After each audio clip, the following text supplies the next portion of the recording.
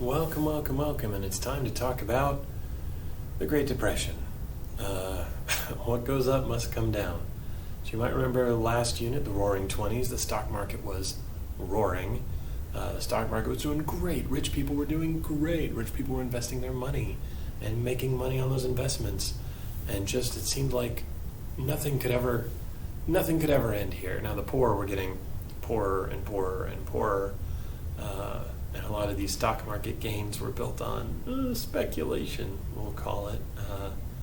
Not real value, but perceived value. I was going to try and make a Pokemon card joke, but I don't know if kids still play with Pokemon cards, or you guys played with them when you were kids. But you know, that people thought they were going to be worth a lot of money. And so they paid a lot of money for them, and then turned out nobody was willing to pay more money for that. Happened in Holland with the tulips a few hundred years ago. Happens with Pokemon cards, Yu-Gi-Oh cards, baseball cards, other collectibles. I worked at a comic shop for almost a decade. So that's where a lot of my examples come from. So, two sides to this picture. $100 will buy this car, must have cash, lost all on the stock market. On the one side, how cool would it be to get that car for $100? And in $100 back then, these days, money might be a few $1,000s, but man, a few $1,000s for that fancy car might be worth taking a look at it. But on the other hand, how desperate does this guy have to be selling this car for that much money? So let's talk about it. So we're going to start here in 1928, about a year before the stock market crashes. And we have the election of Herbert Hoover. Spoiler alert, Hoover wins. But Hoover's the Republican candidate. He is supported by farmers, the rural parts of America. He his faith that he professes is a Protestant Christian. I forget if he's a Methodist or a Lutheran or a Baptist or sorry, Protestant Christians, if I forget your denomination, but there's a whole lot of them. I think he was a Methodist, but don't quote me on that. Definitely a Protestant Christian, though. And he ends up winning 444 electoral votes. I'm not sure when you're going to be watching this, but as of now, the election is basically over in 2020. Biden has 290 projected electoral votes. Trump has 217 projected electoral votes. And we've got a couple of states left to call. But it looks like Biden's going to get Pennsylvania, which will put him to 310, I guess. And Trump's probably going to get North Carolina, which will put him to 220 something. So that was kind of a close electoral college election. This was not close at all. So who was his opponent that he defeated so easily? Alfred E. Smith, the Democratic candidate. If you're a huge politics nerd, you've heard this name before, and not just because you've memorized the list of all the presidential candidates from all the years, which I haven't done. So if you've done it, hats off. But the Alfred E. Smith dinner is a big fundraising dinner, generally for the Democratic Party, because he was a Democratic candidate. But it's a big to-do. I forget if it's every year, every few years, but it's a big fundraiser for a charity. I don't remember which charity it is, but it's a big dinner. It's a big famous thing. A bunch of political figures and celebrities and the who's who of the political elite in the country. Are the ones that generally go to the dinner. And he started it. After he lost this election, it was kind of a thing. He worked with this charity and raised a lot of money for them over the course of his life. And he was supported, instead of by the farmers in the rural areas, he was supported by the urban people in the city, industrial workers, factory workers, people living in the city. He was also a Roman Catholic. And you might think to yourself, well, that doesn't matter much. They're both Christians, right? Protestant Christians, they're Christians. Roman Catholics, they're Christians. Orthodox Christians, they're Christians. What does it matter? And in 2020, you're mostly right. It doesn't matter a whole lot. For instance, in this election that we just had and are currently still kind of finishing counting up the votes, Joe Biden, the Democrat, is a Roman Catholic who tends to be supported more by the urban sections of our country. If you look at the map on where the votes came from, not just the states, but like where in the states the votes came from, Joe Biden is the Roman Catholic supported by urban industrial workers. And Donald Trump, the Republican candidate, he's the Protestant Christian who's supported mostly by the rural area. So the country's changed a bit since then. Not that this matters too much of anything other than the personal life of our current president. But I think the last I heard, at one point he was Episcopalian, maybe.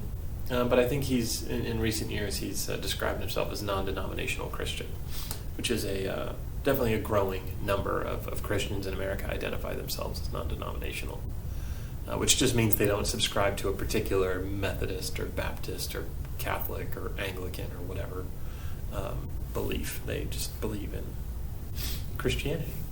So, and again, I'm not your spiritual advisor. I'm not here to tell you who's right or who's wrong on any of this stuff. But it does have an effect on history. Because remember, a lot of Roman Catholics these days, back here in the 1920s, they're seen as those new immigrants from Eastern Europe. So they are looked upon with suspicion. Are they more loyal to the Pope or are they more loyal to the country? Are they communists or anarchists like some of the folks in Eastern Europe are? So he had a pretty rough time of it, Alfred Smith. I know we've been talking about how the U.S. has been industrializing, the last couple of units. People have been moving to the cities. There's been a rapid urbanization. But there's still more voters, definitely more electoral votes out in these rural areas. So Hoover wins this election easily. And it's definitely one of those historical arguments. Why did Alfred E. Smith lose so badly? Was it because he was a Roman Catholic, or was it because he didn't have the support of the rural areas of the country and he relied on the urban areas of the country?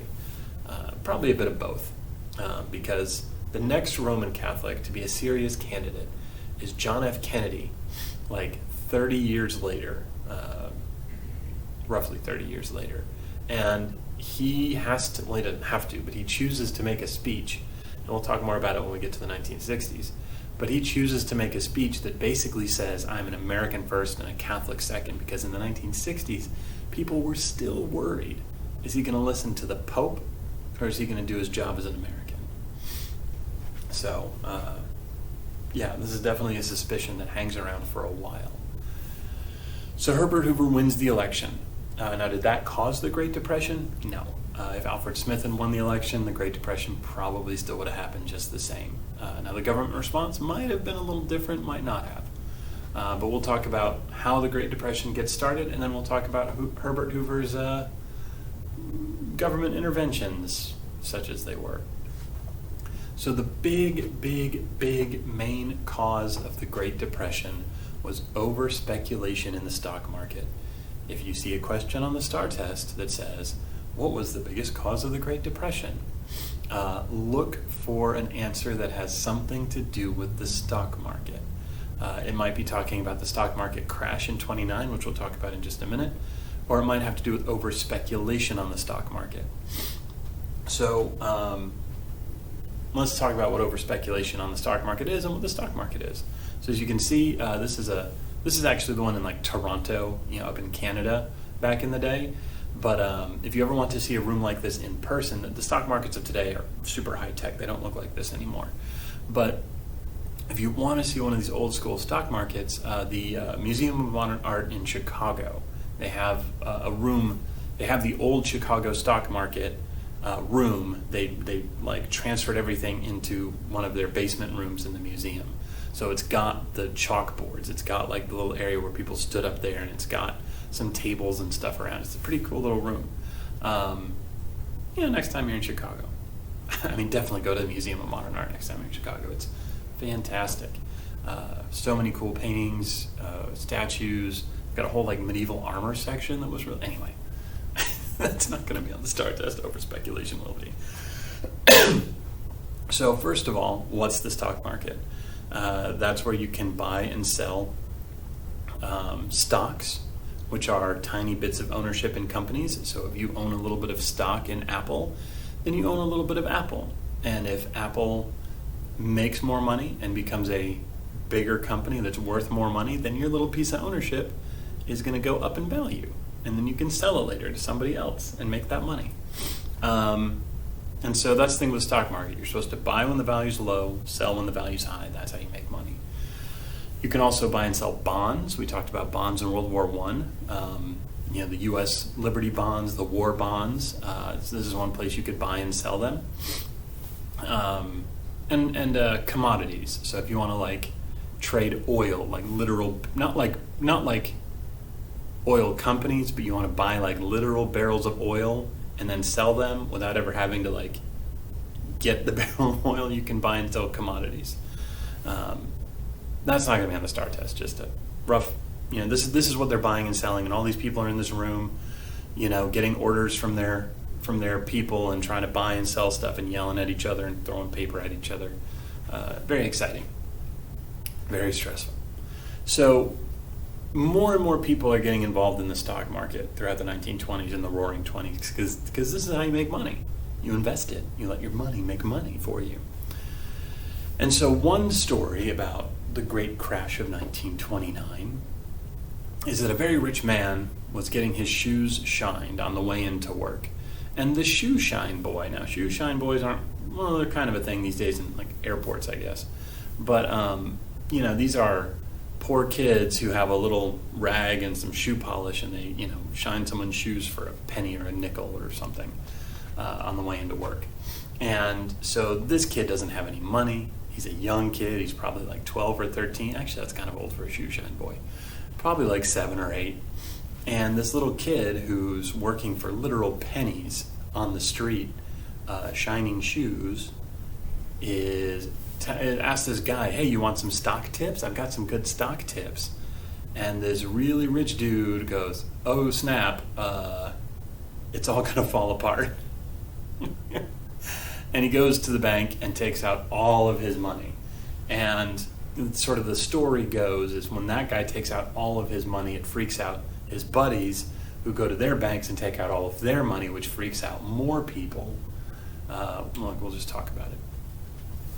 So a ton of people are investing in the stock market, and a ton of them don't understand what they're doing.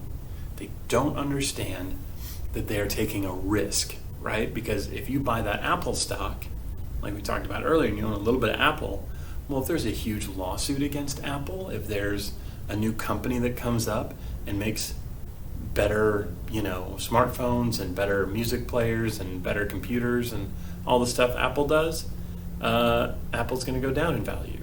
And then if you try and sell that stock later, then you'll get less money than what you paid for it, so you'll lose money. So if the stuff you buy into goes up in value, great, you make money. But if it goes down in value for any number of reasons, you lose money. So a bunch of these people don't understand that they are risking their money. This is it's not exactly gambling, it's not exactly betting, but like, it's not betting, It's very educated betting on like actual people doing their actual jobs instead of just rolling dice. And people were being encouraged to invest all of their money and then borrow money to invest, which is a really bad idea. It's like it's why you should never, ever, ever take a credit card you shouldn't go to a casino, period. But if you're going to go to a casino, don't bring a credit card, because then if you lose the money at the casino, you'll have to pay it back. So like, not only did you not gain any money, now you've lost that money, and you have to pay all that stuff back too. So it's very risky to do that, and a ton of people had invested all the money they could and then borrowed all the money they could to invest, which is super, super, super risky. And that leads us to Black Tuesday, October 29th, 1929. There's a ton of things that could have happened, that may have happened. Different historians will point to different things sort of popping it off. But for whatever reason, the stock market crashes on October the 29th, 1929, known as Black Tuesday. You can see, the line going up means more money. The line going down means less money. So, October 19th, kind of moving into Black Tuesday, things aren't looking great. Things are starting to kind of fall a little bit here at a time. But then it just kind of goes into free fall. These stockbrokers start panicking. These financial analysts start panicking because all their customers, all their money's gone. All of their personal money that they had invested is gone too. It's just gone. And a lot of them that don't have any money left and no backup plans, and it turns out they owe. Not only do they not have these hundreds of thousands or even millions of dollars that they thought they had, they owe hundreds of thousands or millions of dollars that they can never, ever, ever pay back. And some of these men just jump out of the windows of these skyscrapers. It's why if you go to a big skyscraper or any building that goes up any number of floors, the windows, anything past the first floor, generally the windows don't open because of this. And this is just the beginning. It's not over yet. Black Tuesday is the beginning of how bad it gets. It's not how bad it gets. The market's gonna be in free fall for a few years. This lasts for years.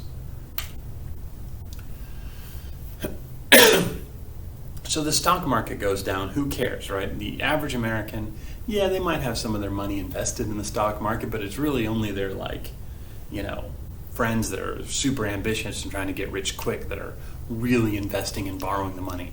So why does this affect regular Americans? Well, because when people start panicking, they run to their banks to pull out their money, just like we talked about earlier. And back then, banks had the money they had in their vault, and that was it. If all that money got pulled out, no more money. And if you had $1,000 in your savings account and you went to the bank and they were like, sorry, we don't have any money, then you don't have your $1,000 that you thought you did. So bank panics hit, and they hit hard. A ton of Americans just rushed these banks. You can see from this picture. I don't know if this isn't like from the 29th, I don't think. I think this is from a few days later. But you can see American Union, I forget what city that is, probably New York. And unfortunately, these banks do not have enough money to give every single person all of the money that they're supposed to have. And that's how banks worked, especially back then. They would keep a little bit of money because, only a few people would come in each day and pull out some money. So the rest of their money was tied up in loans. So if you've got a car loan from a bank, then that's how they're making money to pay back their customers and stuff. If your family owns the house you're in, you probably have a mortgage. That's from a bank. That's how they loan out money to get more money. So the money that you have, like if you check your bank account, they don't have like a little box in the bank with your name on it. Now, if you have a safety deposit box, they do. But just a bank account, there's not like a little thing with your name on it with dollar bills stashed in there. It's just an electronic record of how much they owe you. And banks start failing. Like there's just no money. The banks close up, and whoever didn't get their money out in time, too bad, so sad, you don't have any money.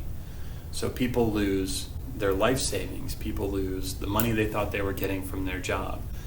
Employers don't have money to pay their employees. So banks fail, businesses fail, people lose their jobs, and there's no jobs to be had. Now, Louisiana didn't fail. And that's because their governor, Huey Long, sorry, I love how I wrote this a little bit ago, and thinking back on what actually happened. It says here, Huey Long threatened citizens that he would pull the state's deposits out of the banks first unless they stayed home and away from the banks. So 9,000 banks fail around the United States. In Louisiana, 7 fail. Because Huey Long threatens basically any of you people that have a lot of money in the bank, if you try and pull your money out, I'm going to pull the state's money out, which means I'm going to get paid and you're not. And he made that threat literally sitting in a chair outside of the bank near the Capitol building. I think he had a gun on him too. Like, we're going to talk about Huey Long. Quick preview of Huey Long. I mean, obviously time travel is not a real thing, but if it was, I would probably vote Huey Long as most likely to have been murdered by a time traveler trying to prevent a dark and dystopian future for the U.S. So, good job here, Huey Long, but we'll talk about him. So there's no such thing as unemployment. There's no such thing as like welfare right now. All of this stuff that we're used to, if you lose your job and things that you can fall back on, they don't exist yet. They are eventually put together by the government as a response to the Great Depression, but they don't exist yet. So if you're out of work, you just starve to death, like in the streets because you get kicked out of your housing. I mean, if you can find a charity that's willing to like help you out, sure. Some of the settlement houses that are still around are help how they can, but they can't help everybody in the city. So charities and churches and other individuals, they open up soup kitchens and other necessities because it's private. The government says this isn't our job. And this particular one, by the way, this is Chicago, and this is a soup kitchen opened up by Al Capone. That Al Capone, the gangster Al Capone. The government wouldn't step in. Chicago or Illinois or the U.S. government wouldn't step in to help these people. So Al Capone, the gangster, opens up a soup kitchen. So if you're unemployed and you don't have any work, come in, at least get a bowl of soup, a little bit of coffee, a donut, have something to survive the day, and then go out and try and find work. But there's no work to find. Let's see what time are we at? All right, maybe 1 or 2 more slides for today, and we'll do the rest of them tomorrow. Another thing that happens is repatriation, which is a fancy term for kicking a lot of Hispanic people out of the country. Somewhere between 400,000 and 2 million Americans are deported to Mexico. Over half of them were actual U.S. citizens.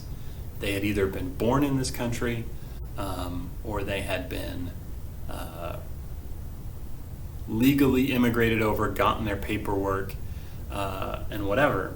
And they were all just sent back to Mexico. Some of them weren't even Mexican.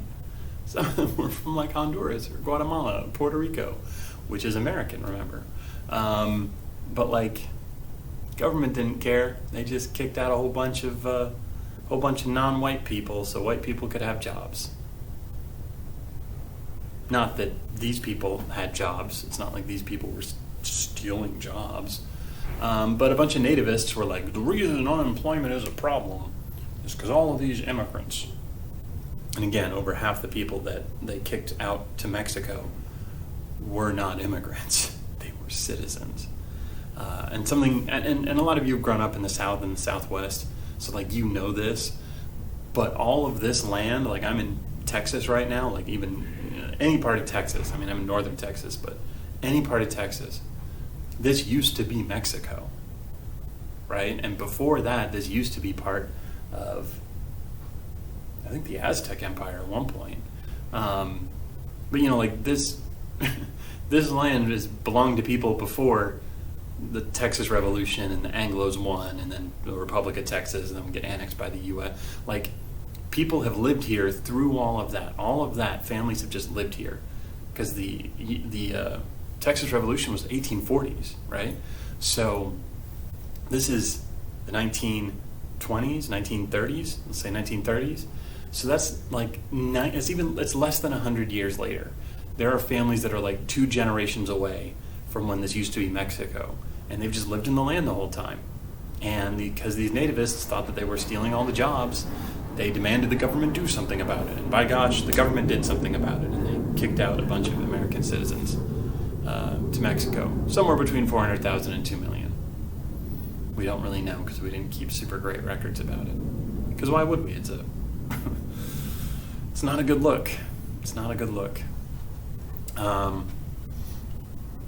Did it actually reduce unemployment for white people? Not by any significant amount. I mean, I'm sure you could dig through things and find a few people here or there that got jobs that had been, that these, Hispanic Americans had been doing, but like not any measurable, like it didn't actually drop the unemployment rate. Not by any significant amount anyway. So tomorrow we're going to take a look at what the Hoover government tried to do.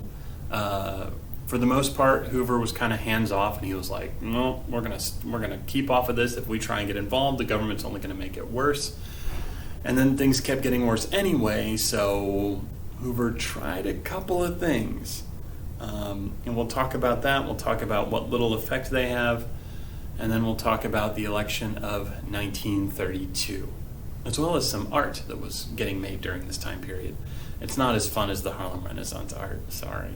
If you want cool, fun art, go check out that Harlem Renaissance stuff. I know we talked about it earlier, but I cannot recommend it enough. The art from this time period reflects the reality of this time period. It's rough. So that's where we'll leave off for today. Have a great one. Hopefully you got to come to class, and this is just a review. But if you didn't, come to class tomorrow. We'll be here. But we'll see you then. Don't know how to sign off. I'm not trying to get views or likes or shares or subscribes, so take care of yourself. Get some sleep tonight. We need you healthy to get through this pandemic, and sleep is a big part of that. And your overall health is also part of that. So do something that'll help you relieve a little bit of stress, and then get some sleep tonight. Take care. See you tomorrow.